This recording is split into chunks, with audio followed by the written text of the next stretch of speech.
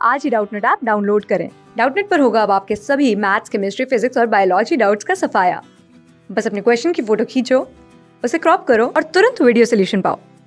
Download now. Hello friends, Doubtnut में आपका स्वागत है। हमारे सामने जो सवाल दे रखा है इसमें हमें बोला है माना एफ एक्स जो है एक फलन है जो इस तरह से परिभाषित है कि एक और एक प्लस एक्स साइन एक्स, इसमें से जो मिनिमम होगा जो कम होगा वो आएगा फलन।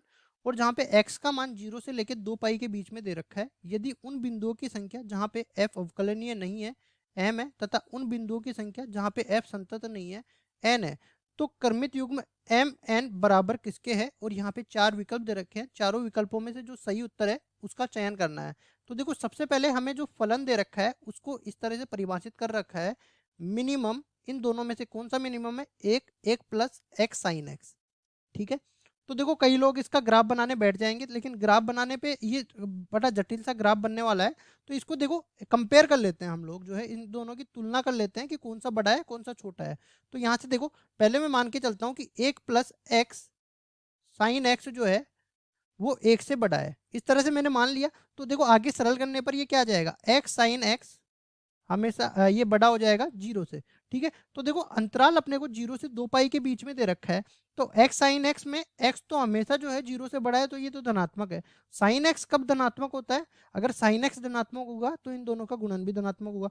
तो देखो 0 से 2 पाई में साइन एक्स 0 से पाई के अंतराल में अपने पास धनात्मक होता है। तो इधर देखो परिभाषित कर लेते हैं, एफ एक्स बराबर में इन दोनों में से मिनिमम क्या आ जाएगा, ये देखो एक्स साइन एक्स 0 से पाई के अंतराल में आएगा, 0 से पाई के अंतराल में ये एक्स साइन एक्स बड़ा होगा 0 के। तो इन दोनों में से मिनिमम कौन सा हो गया, एक हो गया।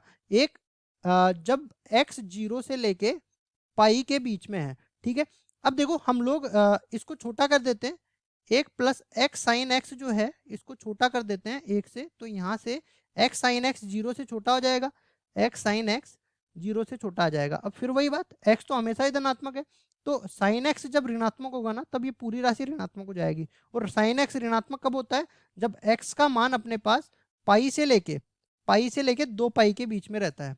ठीक है, पाई से लेके 2 पाई के बीच में जब एक्स का मान रहता है तब ये ऋणात्मक हो जाता है। तो यहाँ से मिनिमम कौन सा हो गया, एक प्लस साइन एक्स। और इसका अंतराल क्या आ जाएगा, इसका अंतराल आ जाएगा पाई से लेके 2 पाई के बीच में, एक्स प्लस साइन एक्स जब एक्स का मान पाई से लेके 2 पाई के बीच में आ जाए।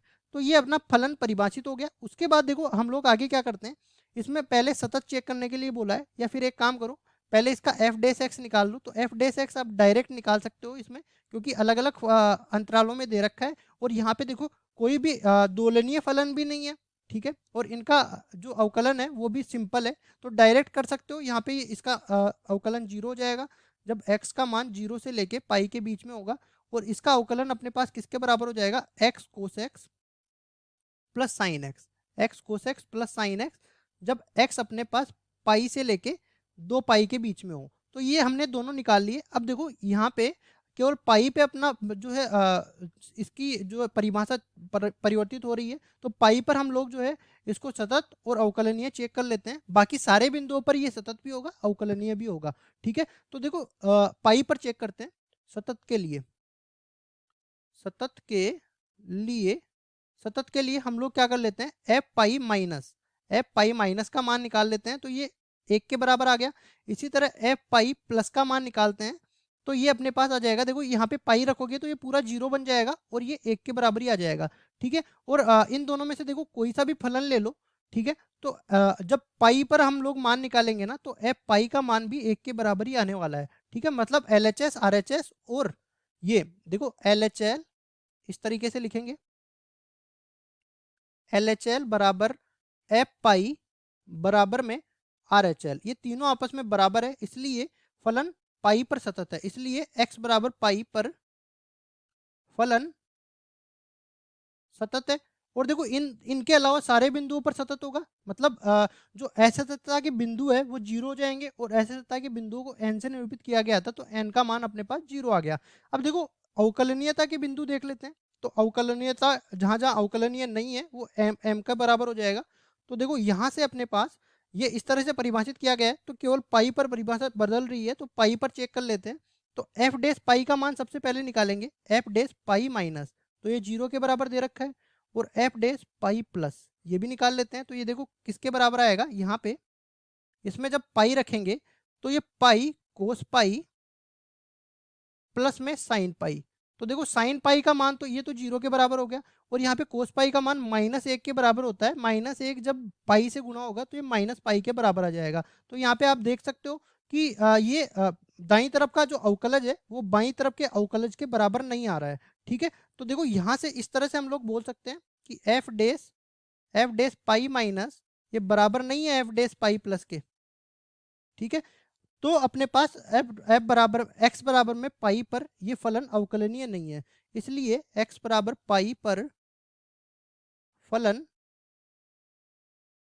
अवकलनीय नहीं है। अवकलनीय नहीं है तो अपने पास देखो अवकलनीय नहीं है ऐसे बिंदु कितने आ गए, एक। एक्स बराबर पाई के अलावा सारे बिंदुओं पर, क्योंकि परिभाषा समान रहती है सब पे, ठीक है, पाई से छोटे जितने भी बिंदु आएगा सब पे इसका मान 0 के बराबर रहेगा, और पाई से बड़े जितने भी बिंदु आएंगे उस पर इसका मान जो है x cos x plus sine x के बराबर होगा। इसलिए सारे बिंदुओं पर यह अवकलनीय होगा, केवल एक्स बराबर पाई पर अवकलनीय नहीं होगा।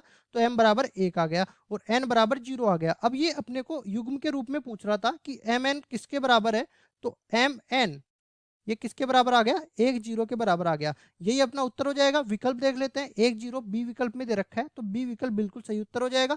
आशा करता हूँ ये सवाल आपको समझ में आया होगा। धन्यवाद। क्लास 6 से 12 से लेके नीट, IIT, जेईई मेंस और एडवांस के लेवल तक 10 मिलियन से ज़्यादा स्टूडेंट्स का भरोसा।